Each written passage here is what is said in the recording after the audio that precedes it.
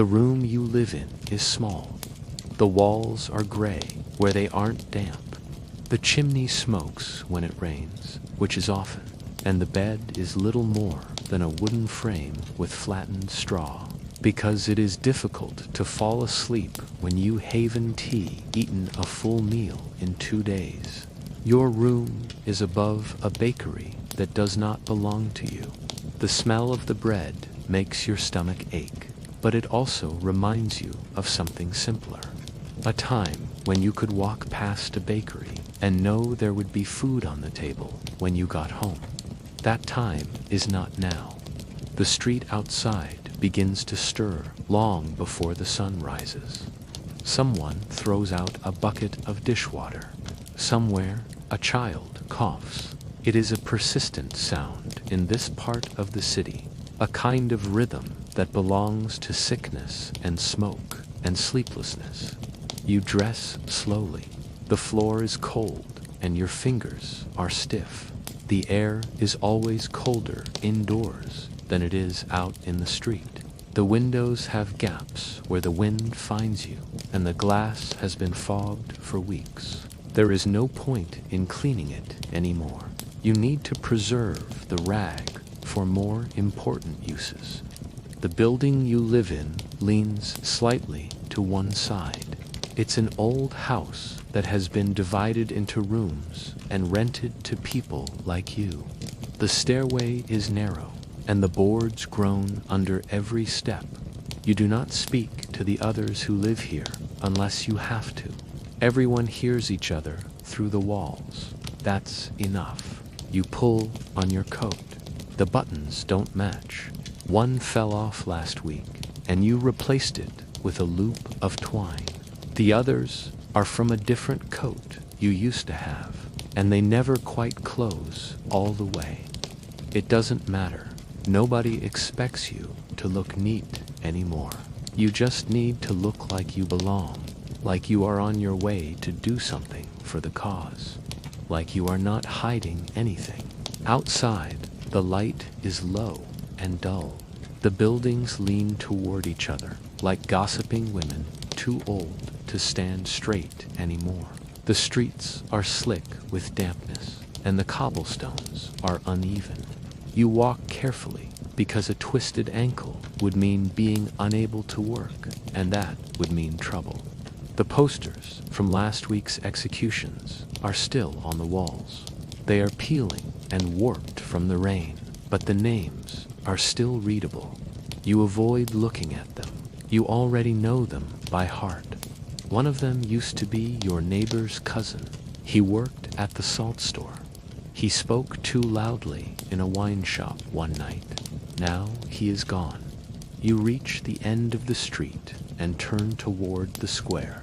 There are more people here, though no one is talking.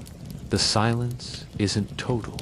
There's a low sound, always a low sound, made up of carts and footsteps and the rustling of old coats. But no one is laughing. No one raises their voice. Not anymore. You hear the voice of a man shouting slogans. He is standing near the fountain, and he repeats the same phrases he says every day. Liberty, equality, fraternity. His voice is hoarse. He waves a pamphlet in the air and urges people to take one. Most do not. Most pass by, heads low, hands in pockets. It is safer that way. You do not know what side he is on. He might be sincere, or he might be watching to see who refuses the pamphlet. Both are dangerous, so you take it. You fold it quickly and tuck it into your sleeve. It will be burned later. You do not keep anything in your room that could be misunderstood. In the market, prices have shifted again. Potatoes cost more than yesterday. Bread is the same as last week, but smaller. The butcher does not speak unless you ask something. He watches you while he wraps a piece of salted meat in paper. You pay with coins. You counted 5 times that morning, and you walk away without meeting his eyes. You wonder if he remembers you from the old days, when his shop was brighter and your coat was cleaner, before everyone began to forget each other for safety. Later, you make your way toward the district building. There is a list being read. A man with a sharp voice is reading names into the cold air. Most people stand still. One or two nod. You do the same. The names are of those assigned to sweep streets, distribute grain, monitor lines outside bakeries. Everyone must be useful. Everyone must be seen. You are not on the list today. That could mean anything. Maybe you are being left alone. Maybe you are being watched. Maybe you were simply forgotten. You leave before the list is finished. Back home, the firewood is low. You light the stove with dried twigs gathered from the alley. It smokes and burns too fast, but it's enough to boil water. You make soup from yesterday's leftovers. It tastes of nothing. You eat in silence. In the evening, the city changes again. People move faster. Doors close early. Lamps are lit only in private. There are no children in the streets. No one sings anymore. The church bell doesn't ring. The churches have been emptied or turned into storage. You read the pamphlet you took earlier. It is full of sentences that try to sound powerful. The words repeat themselves. It speaks of enemies, traitors, conspiracies. It speaks of victory, though there is little sign of that. You burn the pamphlet in the stove. When the night deepens and you finally lay in bed again, the same sounds return. The coughing, the cart that rolls down the cobblestones, a dog barking in the distance, someone shouting in fear to streets over. You press your face into the blanket and pretend you do not hear it. You do not remember when you last felt safe. You do not remember what day it is. The revolution does not keep ordinary time. It has its own calendar now, its own language, its own moods. You close your eyes and hope not to dream.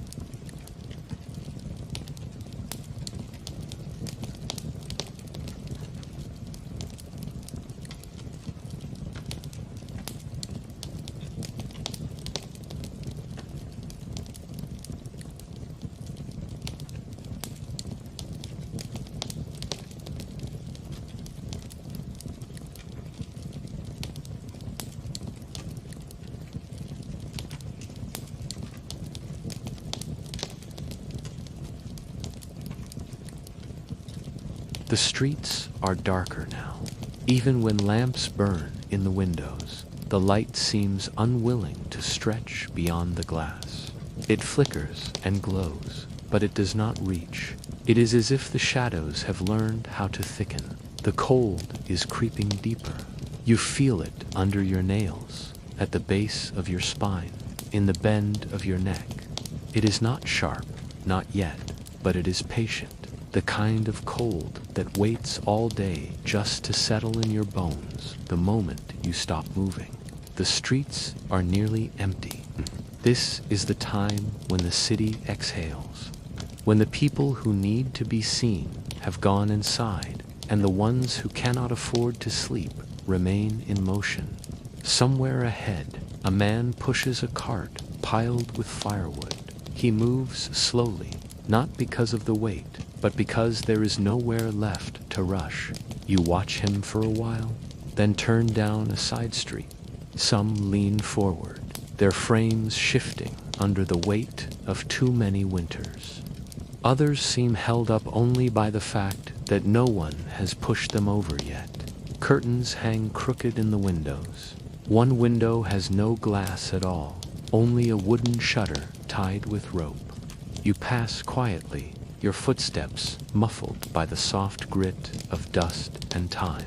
You pause by a corner where a poster has been nailed to the wall. Another announcement, another voice silenced in the name of safety. You look at it only long enough to understand its meaning, then keep walking. The message is always the same.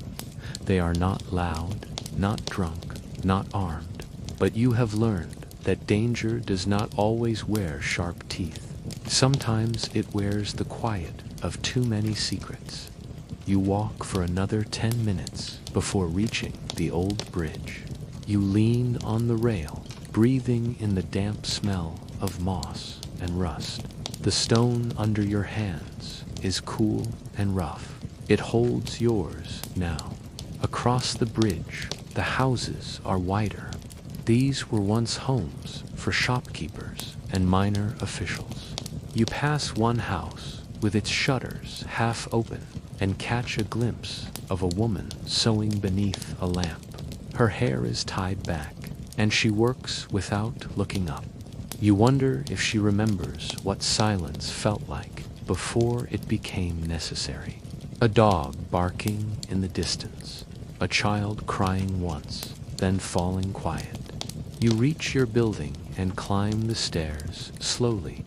Your legs are tired in the way that does not fade with rest. It is not the kind of tired that comes from labor. In your room, you remove your coat and hang it by the stove. The thread at the collar has unraveled further. You will need to sew it again soon. Inside is a small wedge of cheese and a turnip. The cheese smells faintly sour, and the turnip is soft around the edges, but you will eat both. They will keep you upright. You eat slowly. You chew without thinking. The food is not meant to be enjoyed. It is meant to be gone. You light your lamp again, though the oil is nearly gone. Its light is soft and unsteady, casting long shadows on the walls. You open your journal and write a single sentence, then another, then nothing. Your hand rests on the page for a long time before you close the cover and set it aside. You watch it like a distant animal, something just beyond reach. It seems to understand your silence better than anyone else. Outside, the city holds its breath. You do not think about justice or betrayal. You think about whether your shoes will hold another week, whether the wind will wake you again in the early hours. You think about whether the man with the firewood will still be there tomorrow. You lay on the bed, fully dressed. The blanket covers you from shoulders to knees. The rest you tuck beneath your arms, folding yourself inward. The straw beneath you shifts again, uneven and restless. You close your eyes and count slowly. You reach 30 before the street below creaks again. There is a rhythm to this place. It moves slowly, breathes quietly, and waits for someone else to make the next sound. The revolution is not a thing you feel anymore. It is a silence, a pressure, a question that no one wants to answer aloud. In time, you drift. Your thoughts loosen. The corners of the room fade. The air becomes softer, heavier, more distant. And finally, there is only the sound of your own breath. When the morning arrives, it brings with it the smell of old ashes and wet cloth. The light that slips in under the curtain is gray and sluggish, like a guest that doesn't want to arrive. You sit up slowly, aware of every joint and every sound your body makes. The straw in your mattress has shifted again, leaving a hollow under your ribs that made the night's sleep feel long but not restful. You reach for the small tin cup by your bedside. It holds water that is neither cold nor clean. You drink slowly, swallowing more out of habit than thirst. You remind yourself that ration days are unpredictable. Sometimes there is plenty. More often, there is not. You dress quietly, folding your scarf twice before wrapping it around your neck. You fasten your coat finger by finger, taking care not to tear the fabric where it has begun to wear thin near the elbow. Outside, there are sounds of buckets being filled and doors scraping against the stone. These are the soft signs of life, repeating every day with the weight of survival rather than purpose. You move down the stairs, one careful step at a time. The landlord is always listening. He lives 2 doors down and pretends not to care who comes and goes. But you have seen his eyes through the curtain often enough to know he misses nothing. He hasn't spoken to you in weeks. That is fine. Words are dangerous now. At the bottom of the stairs, you pause by the mailbox. There is nothing there. Of course, there never is. The idea of letters feels strange now, as if it belongs to a time when people still had enough quiet in their lives to send thoughts across the city by paper and pen. Now, all messages are delivered face to face, and most are wrapped in warning. On the street, the air has a faint sharpness to it. Winter is coming back, though slowly. The kind of cold that seeps into wood and stone is not far off, and you can already feel it resting at the corners of windows and in the joints of iron fences. You pull your scarf higher and keep walking. You pass the baker's cart again. Today there is only dark bread, the kind made with barley and ash to stretch the flour. It sells for less, but not much less. The girl at the cart doesn't look at you when you place your coin on the wooden tray. She counts it by sound, not by sight, and hands you a half-loaf without speaking. Her face is pale, and there is something distant in her eyes. She might be thinking about her brother, who vanished last month, or her mother, who fell ill, or nothing at all. You carry the bread under your coat. It is still warm, and the heat against your ribs reminds you that not all things have been taken, yet at the edge of the district. A man is speaking to a small group gathered near a stairwell. He has a trimmed beard and holds a folder thick with paper. His voice is low and slow, and those around him listen with tired interest. You stop for a moment, not to hear what he says, but to watch the way people listen. Some nod, some frown. One man, older than the rest, leans on a walking stick and closes his eyes as if trying to remember a different voice from long ago. When the speaker finishes, no one claps. There is no applause anymore. Instead, a few people murmur thanks, some in words, some with small gestures of the hand. The man walks away quickly, disappearing into the alley behind a locksmith's shop. You do not follow. There's no point. Ideas move more quietly now, and you have learned that chasing them only leads you into corners you cannot leave. At the public fountain, two women argue over a bucket. Their voices are low but sharp, and the water sloshes as they tug at the handle. A city officer steps toward them, a red armband around his coat, and both women fall silent. He says nothing. He simply watches. One of them lets go of the bucket and steps back. The other finishes filling hers and walks away. The officer keeps watching for a moment longer, then turns his attention elsewhere. The woman left behind kneels and begins again with her own pail. You do not make eye contact as you pass. Later, you walk past a closed church. Its doors are bolted and its windows covered in wooden planks. The stone facade is still grand, still tall, but its silence feels heavier now. Once it rang with bells, now it echoes only footsteps. You touch the wall with the back of your hand as you pass, not from faith, but from memory. You think of the time you stood inside this building, before the war of words and loyalties, before the statues were toppled and the paintings removed. There had been a wedding or a funeral, something that brought people together in stillness. The air had smelled of wax and old wood. You try to remember the faces of the people who were there, but all you can recall is the way the light looked as it slanted through the windows, a soft gold that made even the dust feel peaceful. Now the dust just waits. By afternoon, the streets have filled again. Children walk in tight groups, some with baskets, some with nothing.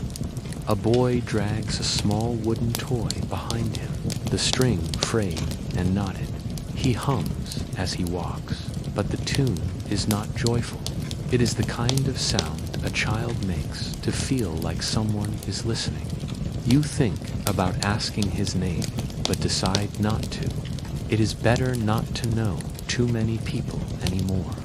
The square near the theater is lined with benches. Most are empty. One is occupied by an old man wearing gloves with the fingers cut off. He feeds pigeons with crumbs from his pocket. The birds swarm around him in quiet bursts of movement, their wings brushing the air with a sound that feels too alive for this place. You sit nearby for a moment, watching. The pigeons are calm, unafraid. The man says something to them in a voice too soft to understand. Then he stands, walks to the far corner of the square, and disappears into a passage between two buildings. The birds scatter, then settle again. You remain for a few more minutes, then stand and walk home. Your room is colder than it was this morning. The window has shifted slightly in its frame, letting in more air. You wedge a strip of cloth into the gap. It does little. You eat the rest of the bread, drinking hot water from a chipped mug. Then you sit at the table, turning over a pencil in your hand. You think about writing, but the paper you have left is too coarse, and your words feel uncertain. You stare at the blank sheet for a while, then fold it and place it back into the drawer. Some thoughts are not meant to be written. As night arrives, the wind begins to press harder against the walls. You light the lamp and close the shutters.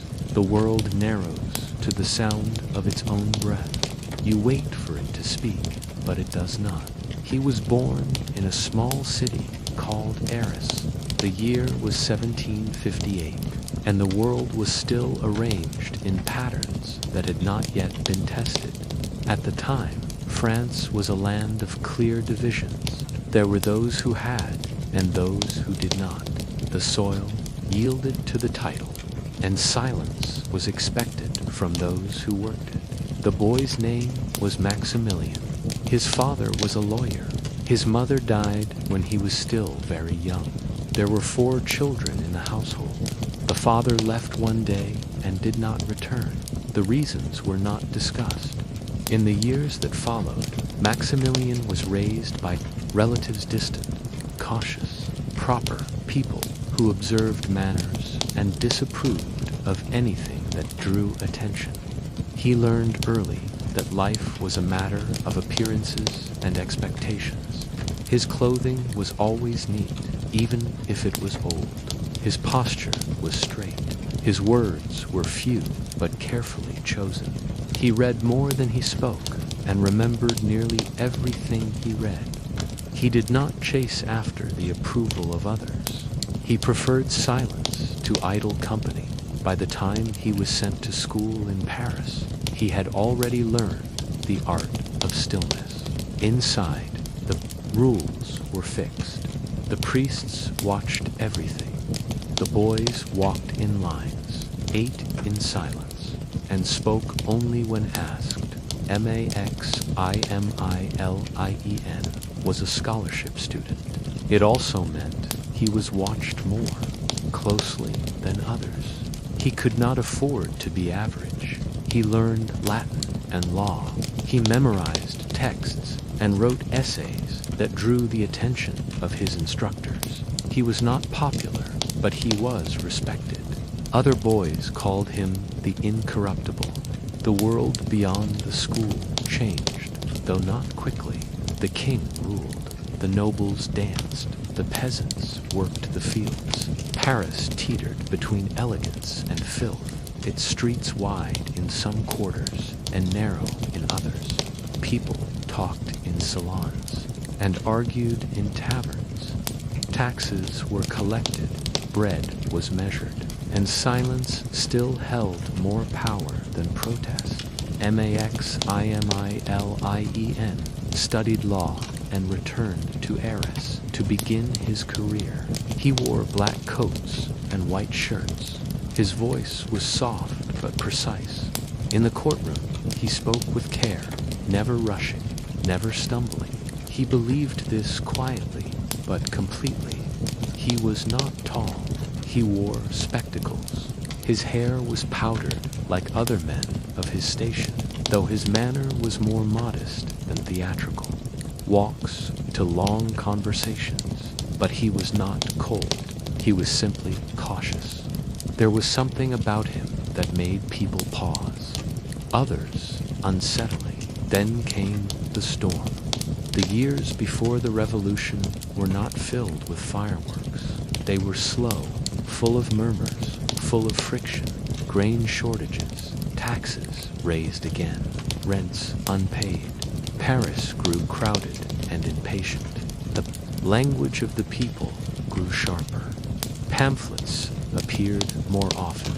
Debts grew larger. The king continued to dine well. In the alleys and workshops, the air grew heavy with resentment. In 1789, the Estates General was summoned. It had not been called in over 100 years. Its purpose was to resolve the financial crisis. It did not. It became something else. Robespierre was elected as a representative for the Third Estate in Arras. He arrived in Versailles with caution in his step and conviction in his heart. He was not the loudest voice in the room, but he was precise. He spoke with the rhythm of someone who had practiced, but not for applause. He was deliberate. He was measured. He believed in reform. He believed in the people's right to be heard. For all its grandeur had begun to rot from the inside. The debates within the Estates General became bitter. The 3 estates, the clergy, the nobility, and the commoners could not agree, but it had begun. Robespierre returned to Paris. He began to speak more publicly, more often. He joined the Jacobin Club, a political group that believed in equality, in law, in reason. They met in former monasteries and spoke by candlelight, their words echoing in the tall, empty spaces once filled by hymns. be guided by principle. He believed that if men were honest and if the law was just, then society could be reformed without blood.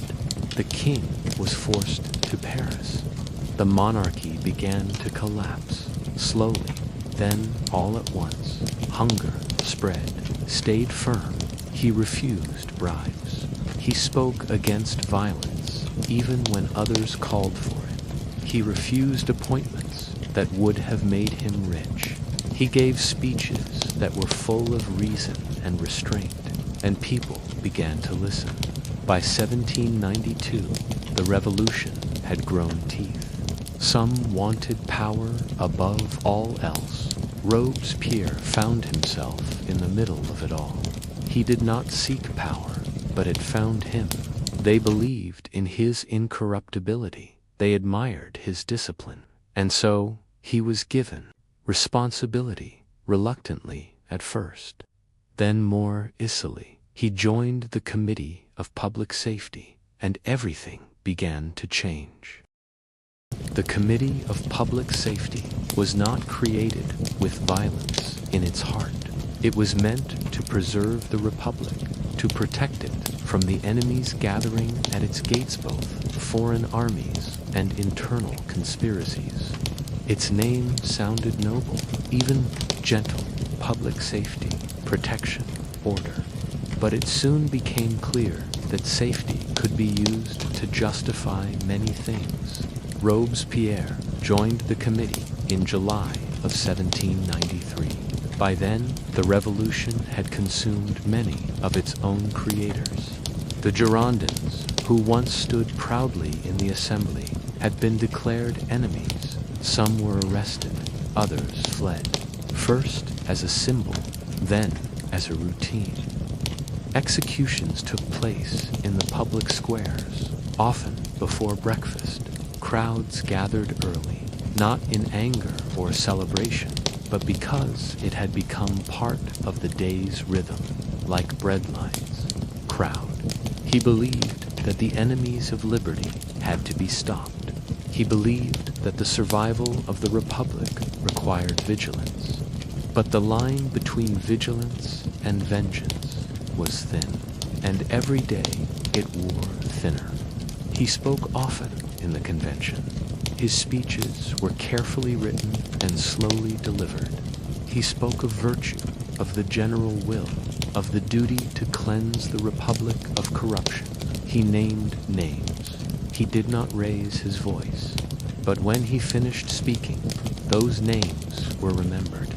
And soon, many of them were gone.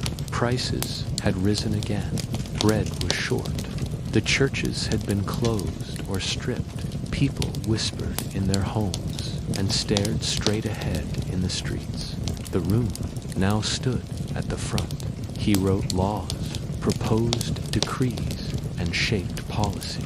He refused luxuries. He still lived modestly. He gave his salary away to the poor. He walked with care, but his words carried weight, and that weight began to press harder and harder on the people around him. His friends called him incorruptible still, but the word began to take on a colder tone. It meant rigid, unbending. It meant that compromise was no longer possible, that mercy was no longer safe. The reign of terror, as it would later be called, did not announce itself with a scream. It crept in through laws and speeches and arrests in the night. Shorter, witnesses were fewer. Sometimes names appeared on the list without explanation. Robespierre insisted that the terror was a necessary moment. He argued that virtue without terror was powerless, and that terror without virtue was meaningless. He believed that once the enemies were removed, the Republic could begin again, purified, clean, and equal. He did not smile when he said these things. He believed them completely. He grew thinner. His health worsened. He rarely ate in public. He appeared only for speeches or official duties. He trusted anyone at all. Some whispered that he prayed alone at night. Others said he barely slept. In the clubs and taverns, people stopped saying his name aloud. They spoke instead in questions, in sideways glances, in murmurs. But in the convention, his voice remained steady. He praised the people. He condemned corruption. He promised peace, just over the horizon, just beyond the final sacrifice. Outside, the square near the guillotine grew quieter each morning. The crowds thinned. The novelty was gone. The executions continued. It was now a matter of numbers. Names went on lists. Lists went to the tribunal. The tribunal sent people to the scaffold. Paris did not run. Paris waited, and Robespierre continued. The walls around him began to close slowly, not all at once, not loudly, but in ways that could not be mistaken once seen clearly. It started with the silence of friends. During debates now, they watched from across the chamber, eyes unreadable, arms crossed. There was no open rebellion, not yet. He continued to speak of virtue. He repeated the words he had always used: justice, liberty, equality. They carried the sound of footsteps behind closed doors, of pens scratching names into ledgers, of locks turning at midnight. He became more withdrawn. When he was not speaking in the convention or addressing the Jacobin, he remained inside his lodgings. He wrote alone. He read letters, but responded to few. He was not afraid, or at least he did not say so. Each visitor watched more closely. By the spring of 1794, the executions had reached a steady rhythm. Each morning, names were read. Each afternoon, sentences were delivered. Each evening, the carts rolled through the streets. The guillotine did not rest, nor did the people's uncertainty. The law of 22 Prairial made. Things moved faster still. Trials could now be decided without witnesses. Guilt could be presumed by moral impression. The judges were required to choose only between acquittal and death. Had insisted that this law was necessary, that enemies of the revolution were multiplying in the shadows, and that the people must be protected by speed. But even some of his closest supporters began to pause at these words. They did not say so publicly. They only blinked longer before they answered. They looked away sooner.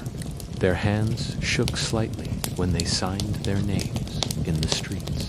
The whispers grew sharper. Bread was still scarce. Coal was still high in price. The churches were still closed. Some learned to nod without committing, to smile without warmth. Trust had become currency, and it was spent carefully. Robespierre began to see enemies everywhere. He spoke of plots, of betrayal, of counter-revolutionaries hiding in plain sight. He accused those who once supported him, Danton, Desmoulins, others. Many had already been executed.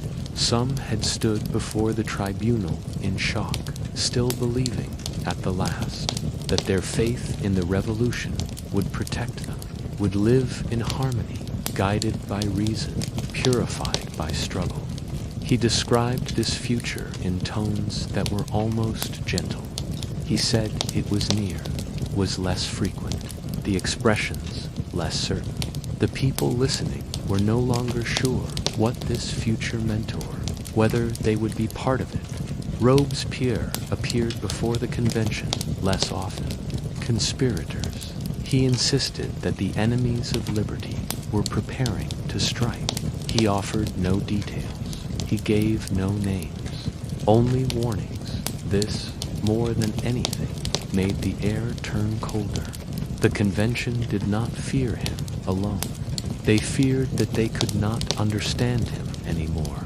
They feared that the man who once stood for law and order now walked on a path they could no longer follow or predict. On the streets of Paris, people watched the posters more carefully. They read the names with growing tension. Each morning, more were listed. The terror, once a means, had become its own logic, its own rhythm. It moved like weather, without direction, but unstoppable, and always. Robespierre was at the center, but now he stood alone.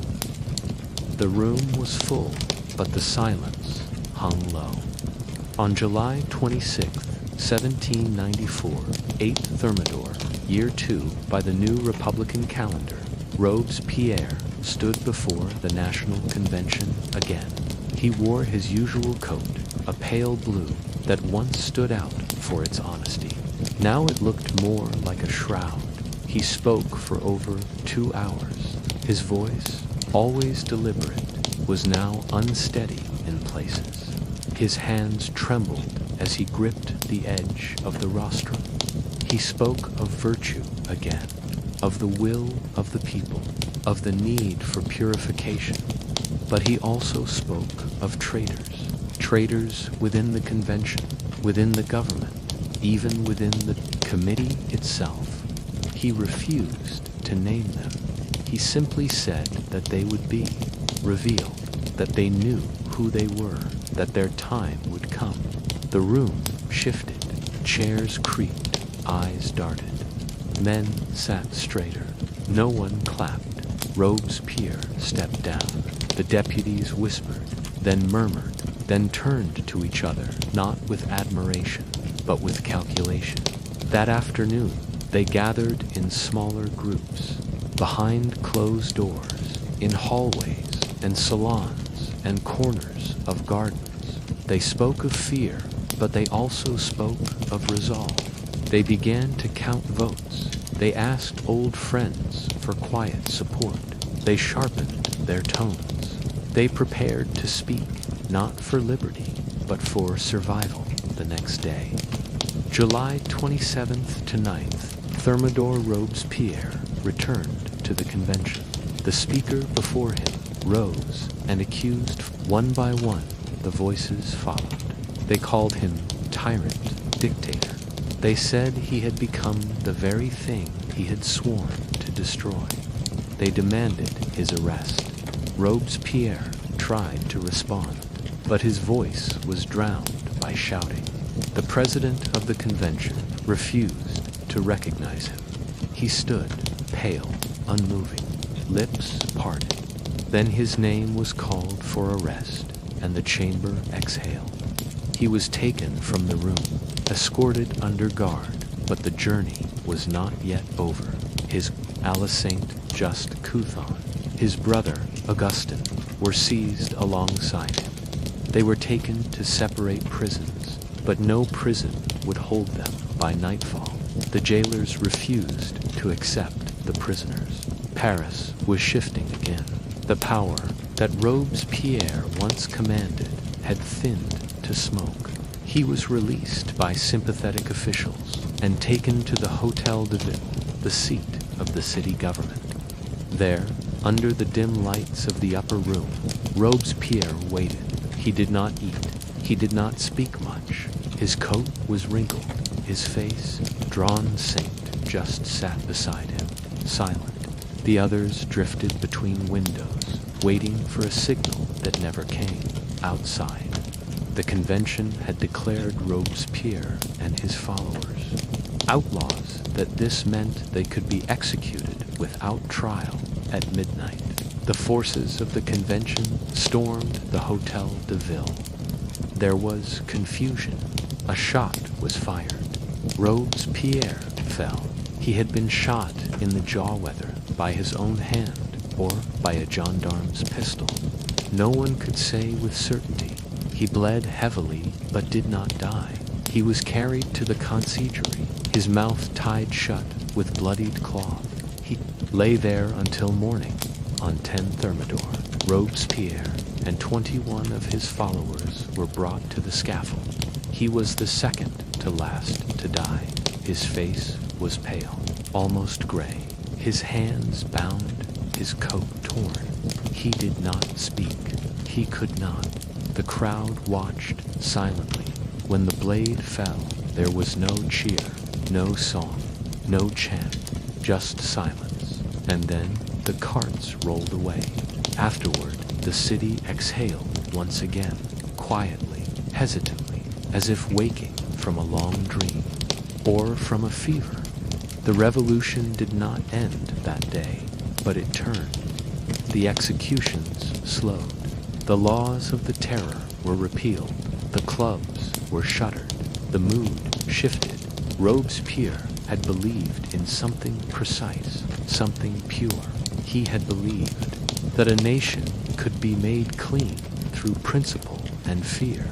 But in the end, the revolution consumed him as it had consumed so many others, not with fire, not with fury, but with silence. And when he was gone, Paris returned to its quiet,